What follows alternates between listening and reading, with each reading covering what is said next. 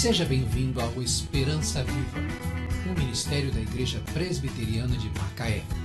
Nossa missão é transformar vidas pela proclamação do Evangelho da Graça. Esperamos que a sua fé seja edificada pela mensagem que você vai ouvir agora e que seja uma bênção para o seu coração.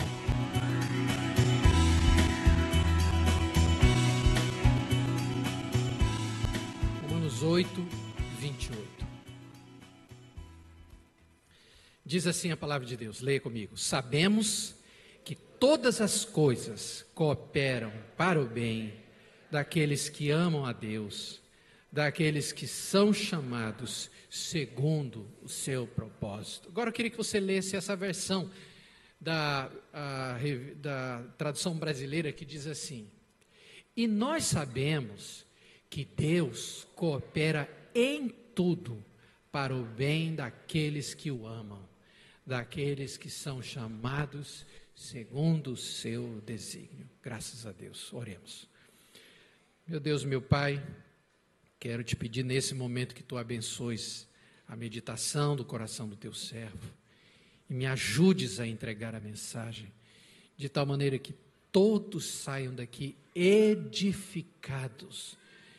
na graça e no poder do Senhor. Me ajude a entregar a mensagem, meus irmãos, a recebê-la. Em nome de Jesus. Amém. Pode assentar, meu irmão e irmã. Quero começar hoje uma mensagem em duas partes, intitulada Caixa de Ferramentas de Deus. Um certo ferreiro, depois de ter vivido uma juventude cheia de excessos, teve um encontro com Cristo e aí passou a viver uma vida muito diferente, marcada pela retidão e santidade. Ele trabalhava na sua oficina duramente, de sol a sol, e com o seu trabalho ele ajudava muitas pessoas carentes. E era um frequentador assíduo da sua igreja. Mesmo assim, aquele ferreiro enfrentava uma crise financeira muito séria e nunca tinha dinheiro suficiente para as suas despesas. Então, um amigo dos tempos de mocidade, vendo aquela situação, disse para ele: olha, eu acho muito estranho que depois que você virou crente, a sua vida piorou. Eu acho que essa fé não lhe ajudou em nada. O ferreiro parou por alguns momentos e disse: olha, na minha oficina, eu transformo aço bruto em espadas. Você sabe como eu faço isso? Primeiro eu aqueço a chapa num calor infernal, até que ela fique vermelha. Aí eu pego um martelo bem pesado e começo a bater na chapa sem piedade, até que ela pegue a forma que eu quero. Aí eu mergulho essa chapa quente num balde de água fria. A oficina se enche com o barulho do vapor, enquanto a peça que eu bati estala e grita por causa dessa mudança de temperatura. E eu repito esse processo até conseguir que a espada fique perfeita. Agora, uma vez nesse processo, não dá, não é suficiente. Às vezes o aço que chega até as minhas mãos não aguenta esse tratamento de calor e frio. Então, com as marteladas que eu dou e com água fria, algumas chapas não aguentam e racham. Daí eu simplesmente as jogo num monte de ferro velho que você viu aí na entrada da oficina. Aí ele disse: eu sei que Deus está me colocando no fogo das aflições. Eu recebo as marteladas da vida. Às vezes eu me sinto frio, insensível, como a água que esfria o aço quente.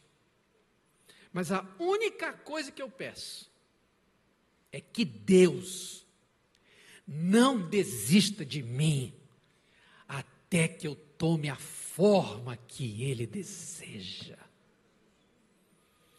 Que Deus faça comigo o que for preciso, mas que jamais eu vá parar num monte de ferro velho de almas. Que Ele faça o que for preciso. O salmista Davi, profeta Jó, no seu livro, no capítulo 10, ele diz: as tuas mãos me deram forma. As tuas mãos me deram forma. Irmãos, essa história ilustra o princípio de que todos nós que estamos aqui somos um canteiro de obras de Deus, porque é Ele que nos molda. Olhe, nós somos a tela onde Ele desenha os seus sonhos mais secretos do seu coração. Nós somos o barro que Ele nos dá forma. Nós somos o ferro que Ele forja e nos transforma em espadas. Nós somos a sua vinha, nós somos a sua casa, a casa que as mãos dele edificaram para que o Espírito Santo habitasse em nós. Lembramos-nos aqui da carta do apóstolo Paulo aos Filipenses, no capítulo 1, quando ele diz assim: aquele que começou a boa obra em vós, há de completá-la até o dia de Cristo.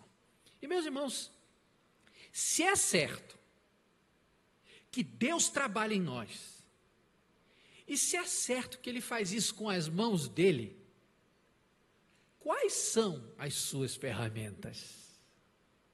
Pincel é para os pintores, martelo é para os ferreiros, colher é para pedreiros. Mas e Deus? Quando Ele quer nos dar a sua forma, que instrumentos Ele usa? O que nós acharíamos se abríssemos a caixa de ferramentas de Deus? Bem, em primeiro lugar, Deus usa as adversidades para chamar a minha atenção. Vamos ver juntos? Deus usa as adversidades para chamar a minha atenção. Veja em Eclesiastes capítulo 7, o verso 14 diz ali: quando as coisas correrem bem, fique contente. Quando as dificuldades chegarem, lembre disto: é Deus quem manda tanto a felicidade como as dificuldades. E a gente nunca sabe o que vai acontecer amanhã. Deus manda os dias alegres e os dias nublados e tristes. Sêneca dizia que o fogo testa o ouro e as adversidades testam os homens fortes. Agora imagine só, meus irmãos, o nosso Deus, o Deus cuja voz é tão poderosa que despedaça os cedros do Líbano e fazem tremer o deserto de Cádiz, conforme o salmista no Salmo 29. E Deus vai agora usar uma simples adversidade para me mudar, para me moldar a sua imagem e semelhança. Agora vamos pensar o que é uma adversidade. A adversidade é uma oposição, é um imprevisto, um obstáculo imprevisto, uma contrariedade ao plano original que nós havíamos traçado. Isso é uma adversidade. Então essa ferramenta é usada por Deus, a adversidade, para chamar a minha atenção quando eu me distraio, quando eu perco o foco do propósito de Deus para a minha vida. E isso acontece muito facilmente com a natureza humana, porque nós não sabemos lidar muito bem com adversidades. A reação mais comum quando a gente enfrenta a adversidade é o aborrecimento. E aí a gente junta o aborrecimento com a murmuração, e aí muita gente passa a culpar a Deus por uma determinada situação que frustra um plano que foi traçado anteriormente. Agora, muitos vão tentar contornar esse obstáculo para cumprir o que havia sido planejado antes. Quando consegue, tudo bem. Mas quando a gente não consegue, a gente fica irado. E a ira nos impede de perceber o propósito das adversidades. Tem muita gente irada com Deus, porque seus planos não deram certo. Mas Deus está no controle, irmãos. Olha o que o apóstolo Tiago diz no capítulo 4 da sua carta. Ele diz assim: vocês dizem, hoje, amanhã, iremos a tal cidade e ali ficaremos 1 ano fazendo negócio e ganhando muito dinheiro. O que vocês deveriam dizer é isto, diga comigo: se Deus quiser, estaremos vivos e faremos isto ou aquilo. Se Deus quiser. Mas preste atenção, irmãos, é preciso discernir a origem de cada adversidade. Quem é que está por trás dessa adversidade? Então, há 2 possibilidades. A primeira é que a adversidade pode ser uma oposição maligna quando você está obedecendo um princípio da palavra de Deus ou você está desenvolvendo algum ministério para transformar vidas. O apóstolo Paulo experimentou, logo no início da sua conversão, essa oposição. Porque quando ele dava o seu testemunho fervorosamente, os judeus tramavam contra a vida dele. Isso é uma oposição maligna.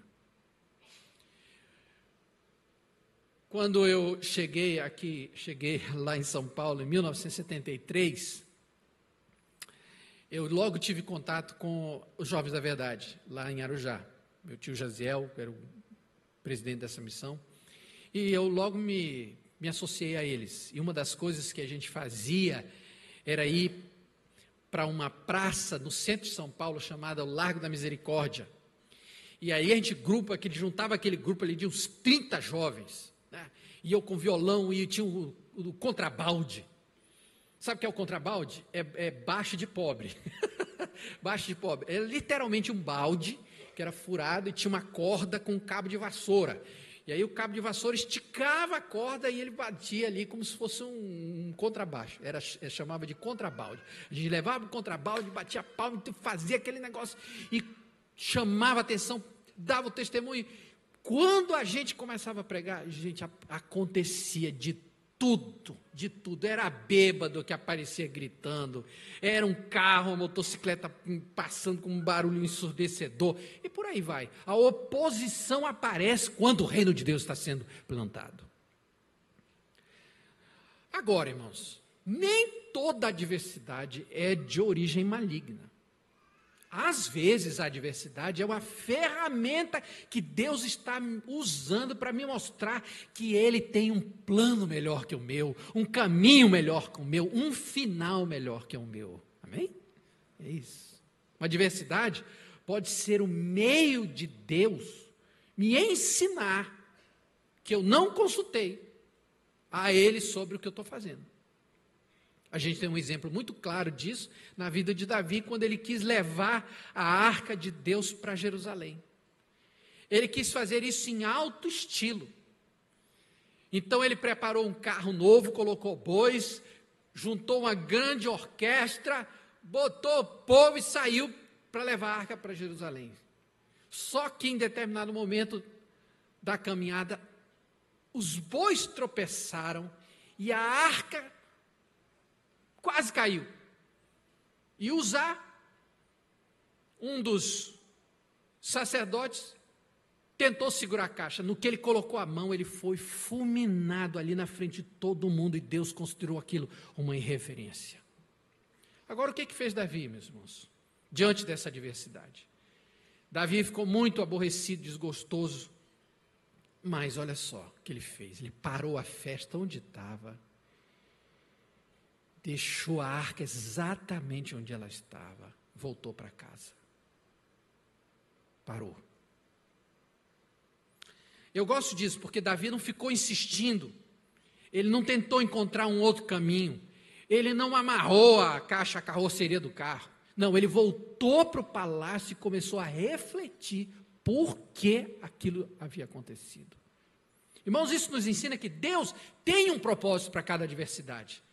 Então, ouvir o que Deus quer falar diante das adversidades, do imprevisto, é melhor. É a melhor maneira de lucrar com os problemas que nós enfrentamos. Aí, o que Davi fez? Ele procurou resposta na palavra de Deus.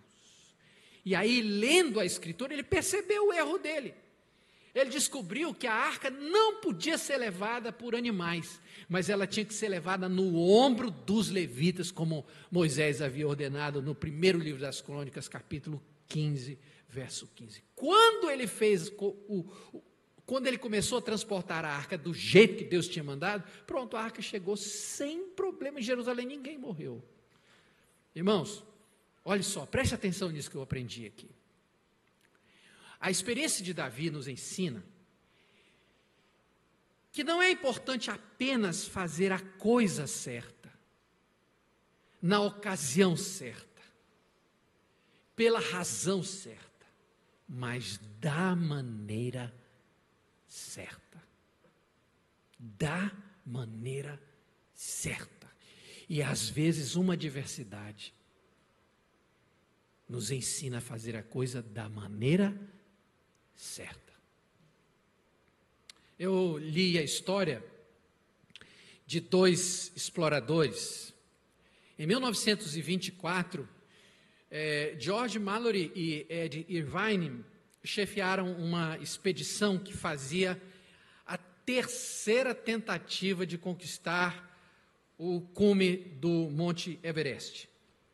George Mallory era um veterano, explorador, experiente, tinha feito algumas expedições anteriores.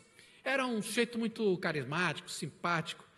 Ele tinha nessa época 38 anos, era casado, tinha 3 filhos e ocupava um pequeno cargo na Universidade de Cambridge. Então, ele foi convocado para essa aventura pelo Clube de Alpinismo Britânico. Quando ele recebeu o convite, ele comentou numa entrevista, ele disse: isso vai ser mais parecido com uma guerra do que com o alpinismo. E ele disse: eu não espero voltar dessa batalha. Os repórteres sempre perguntavam a George Mallory por que ele queria conquistar o Everest. E a resposta dele era assim: porque o monte está lá. Gosto disso. Porque ele está lá. E se você não entende que há alguma coisa no homem que responde ao desafio de uma montanha dessas e vai ao encontro dela, que o esforço consome a própria vida subindo sem parar, então você nunca entenderá por que vamos lá. E o que conseguimos dessa aventura é pura alegria, é o sentido da vida, porque o monte está lá. A história registra que no dia 8 de junho de 1924, George Mallory e Ed Irvine partiram de um acampamento situado a cerca de 8.000 quilômetros de altitude. Eles passaram a noite sozinhos e na manhã do dia 8 de junho eles seguiram só os dois para o cume do monte. Eles trajavam naquele dia só botas de couro e jaquetas de lã. Olha, no século XXI, para vocês terem ideia, os alpinistas profissionais que escalam o Everest hoje usam trajes muito parecidos com os dos astronautas. E muitos deles, por causa da intensidade do frio e do ar rarefeito, levam tanques individuais de oxigênio para poder chegar naquela altura. Eles foram lá só de casaco de lã e botas de couro. Pouco depois das 13 horas, um outro membro da equipe de George Mallory, Noel Odell, que estava num ponto mais abaixo, viu que os dois homens estavam escalando uma pequena saliência rochosa. Enquanto o Odell estava olhando para eles, veio uma nuvem e os envolveu. E quando a nuvem desapareceu, ele não viu mais George Mallory e Ed Irvine. Nunca mais foram vistos. O corpo de George Mallory foi encontrado em 1999 por uma equipe de expedição, por uma expedição que acidentalmente encontrou aquele corpo. O corpo de George Mallory estava bem preservado mesmo pelo gelo e a neve, a alguns metros, poucos metros do cume do Everest. A cabeça de George Vine olhava para cima, os braços estavam estendidos sobre a cabeça, os seus pés fincados no chão, como que recusando-se a voltar. Por isso, Mallory é considerado o pioneiro do Everest, embora não haja uma única prova de que ele realmente tenha chegado lá. Um dos alpinistas que fazia parte da expedição, depois do desaparecimento de Mallory, deu uma entrevista a um jornal na Inglaterra. E nessa entrevista havia uma grande foto do Monte Everest atrás dele. E depois de falar para a sua audiência, ele virou-se para essa foto atrás e disse: Everest, tentamos conquistar-te uma vez e nos venceste. Uma segunda vez e prevaleceste. Mas Everest, fica sabendo que nós vamos te conquistar, porque tu não podes crescer 1 centímetro a mais, mas nós podemos. E o cume do Everest foi finalmente alcançado por esse alpinista, Edmund Hillary, e Tenzin Norgay, no ano de 1953. Quando você entende uma adversidade, você tem duas opções: ser vencido por ela e se aborrecer, ou parar, meditar e ouvir o que Deus está querendo mostrar e crescer nessa situação. O apóstolo Tiago, na sua carta no capítulo 3, ele diz assim, leia comigo: sabendo que a provação da vossa fé, uma vez confirmada, produz perseverança. Ora, a perseverança deve ter ação completa, para que sejais perfeitos e íntegros e em nada deficientes. Deixe-me perguntar, quais são as adversidades que você enfrenta hoje? Você sabe a origem dessas adversidades? São elas de origem maligna ou elas são uma ferramenta na mão de Deus para lhe mostrar um plano melhor? Um dia desses,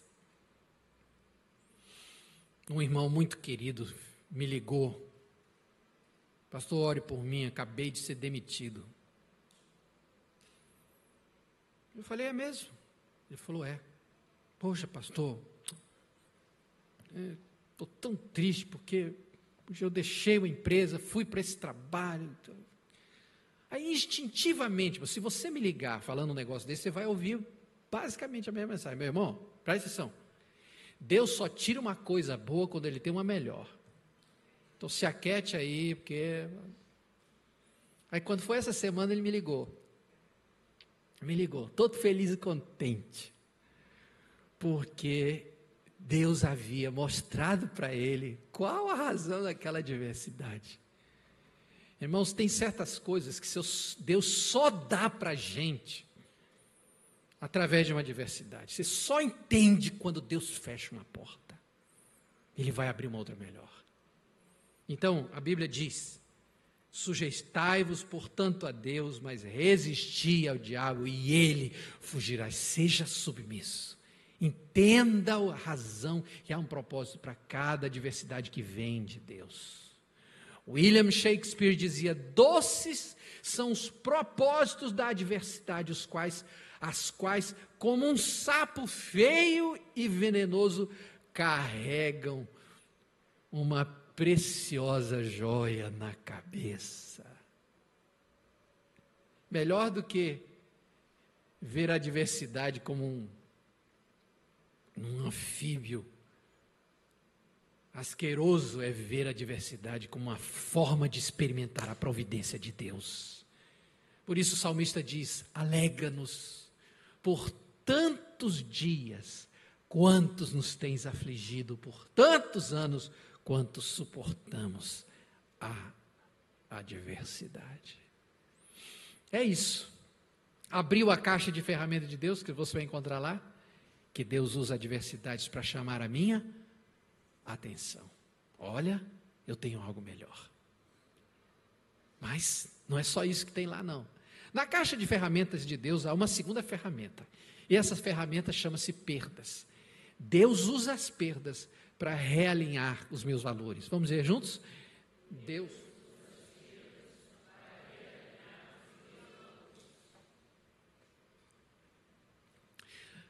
Você se lembra do último objeto perdido, né? Assim, uma coisa muito importante que você perdeu?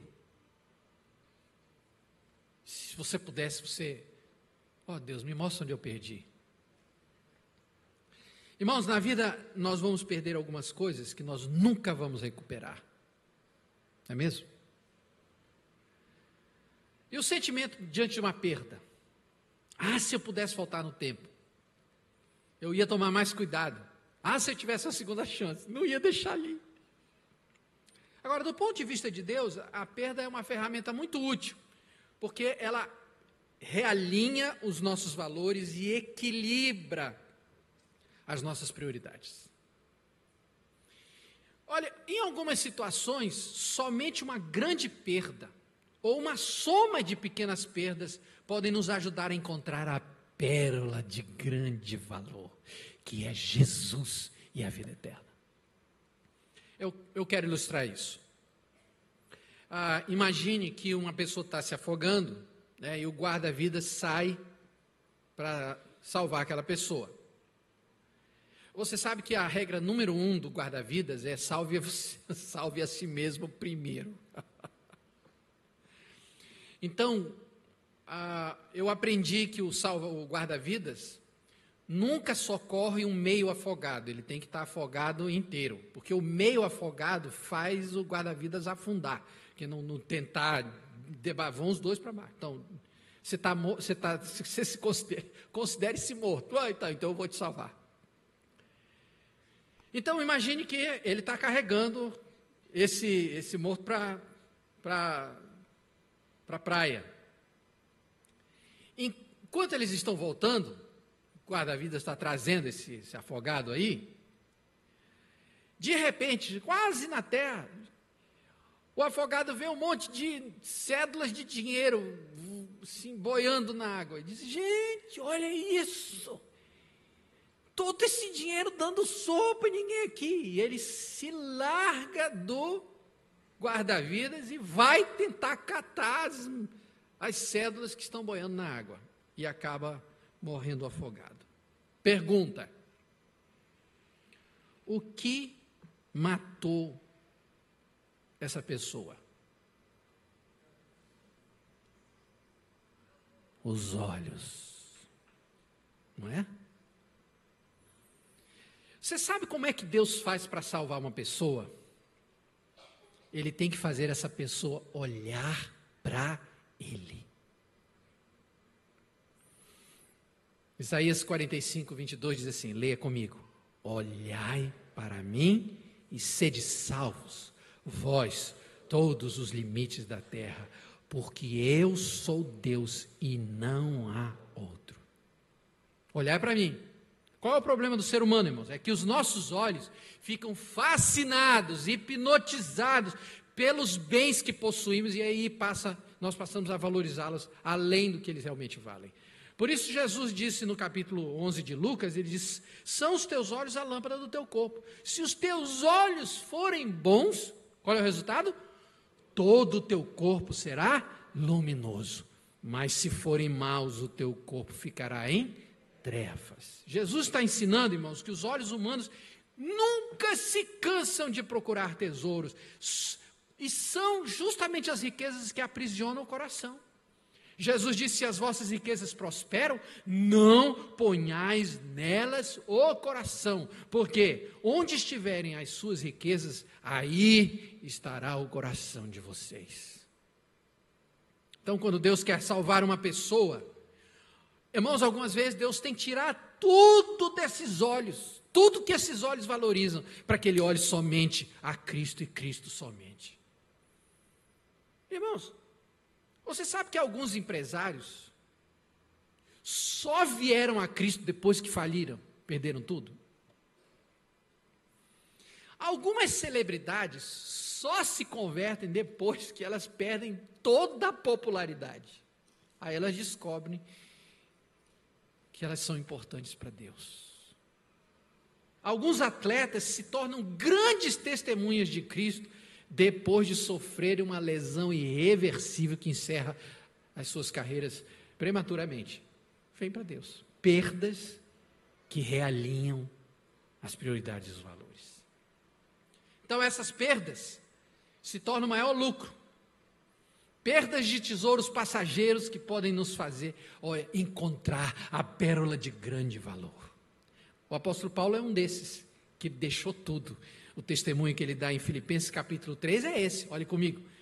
Mas o que para mim era lucro, isto considerei perda por causa de Cristo.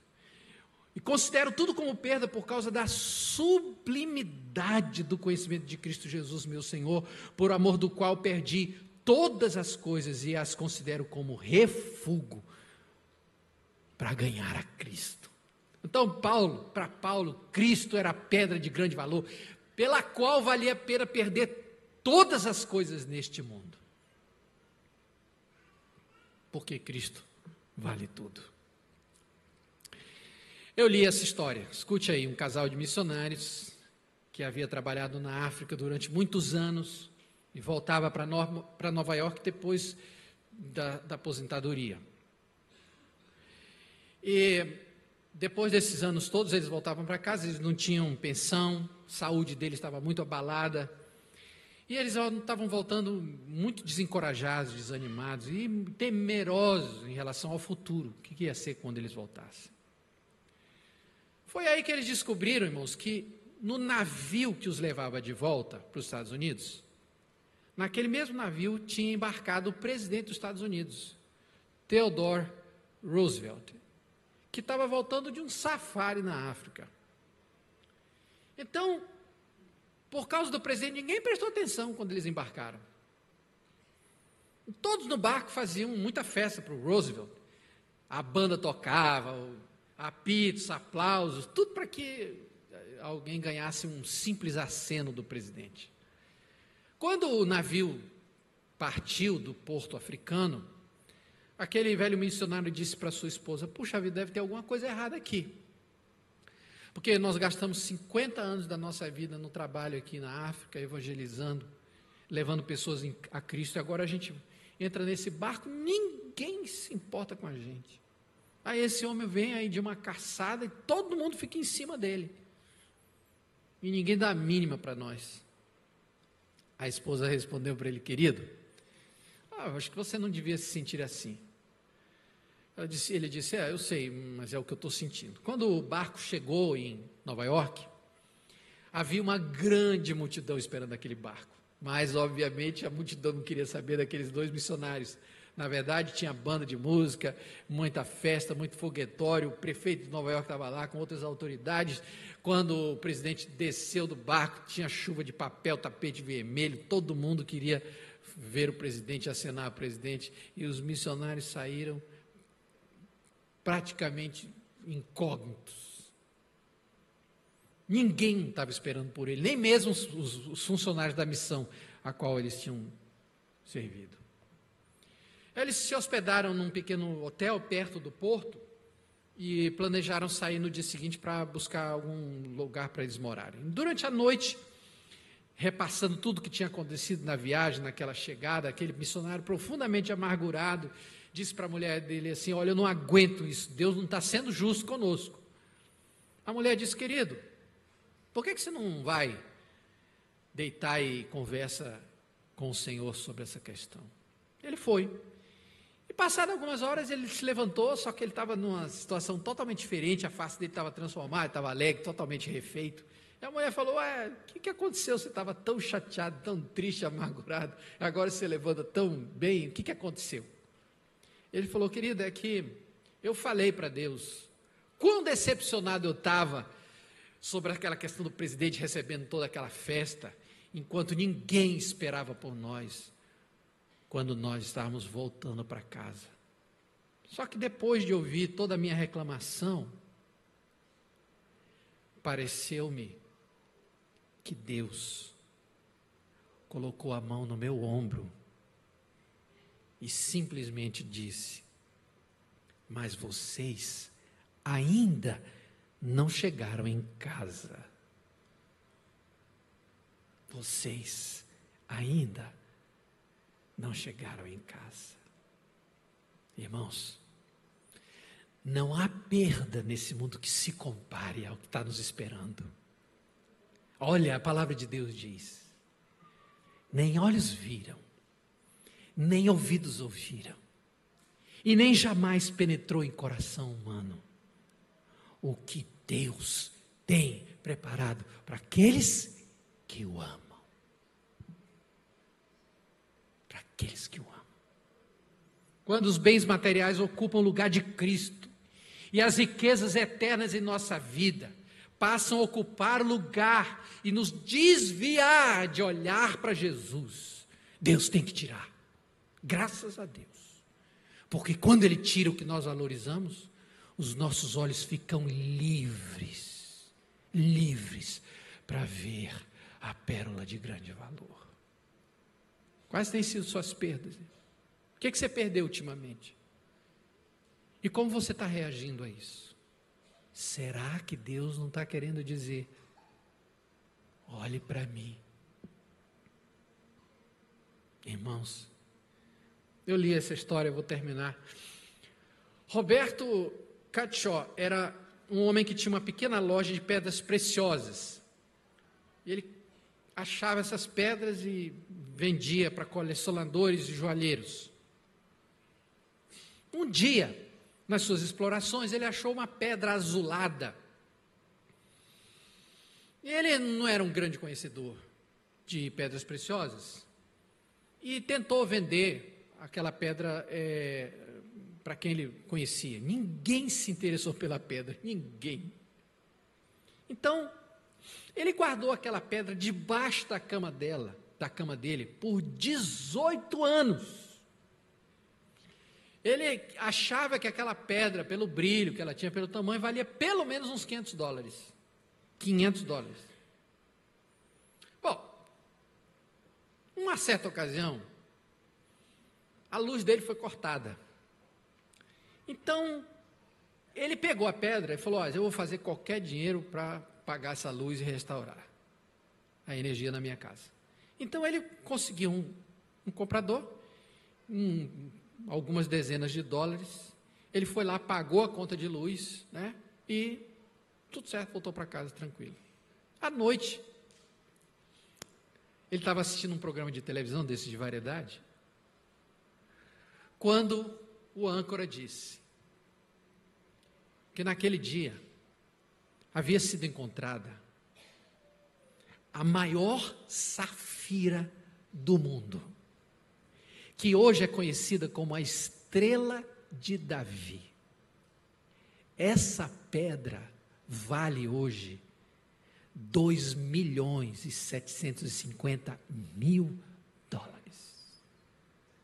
Todo o tempo debaixo da cama de Robert Catshaw.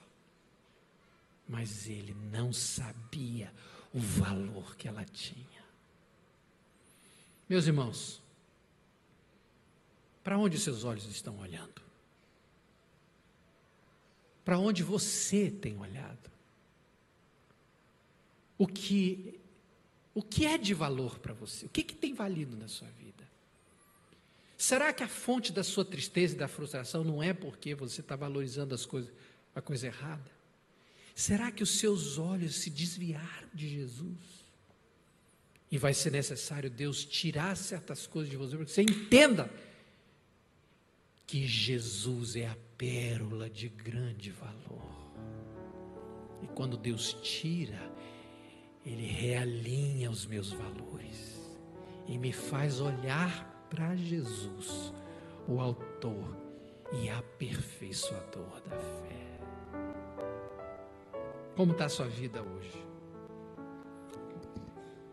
Para onde seus olhos estão olhando? As adversidades que você tem enfrentado, quais são elas? São oposição? ou são uma ferramenta na mão de Deus para guiar você para um plano melhor? Eu não sei como é que você está, mas uma coisa é certa: na caixa de ferramenta de Deus, Ele tem ferramentas preciosas para nos fazer semelhantes a Ele. Amém? Você quer ser semelhante a Jesus? Olhe diferente as adversidades. Entenda as perdas de outro modo, que Deus está levando você para o lugar certo. Vamos ficar em pé e vamos orar.